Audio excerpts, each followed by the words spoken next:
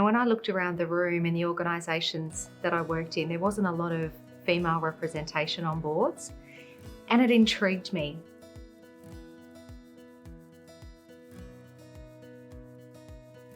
And I always thought, how can organisations be influencing strategy when there's not a fair representation on the board? We need to have diverse mindsets and experiences.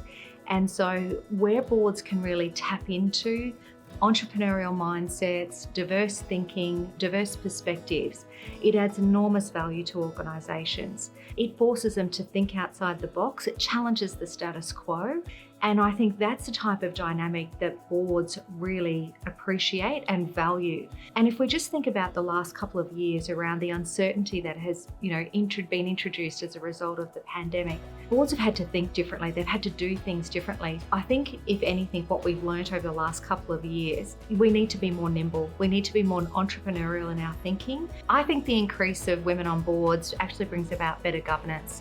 And the reason why I say that is because you've got fair representation, you've got greater diversity, and not necessarily just gender diversity. Much of the conversation has been around gender diversity, but the conversations that I would like to be having at a board table is really around the makeup of the board in relation to industry experience, work experience, different perspectives, different age groups represented.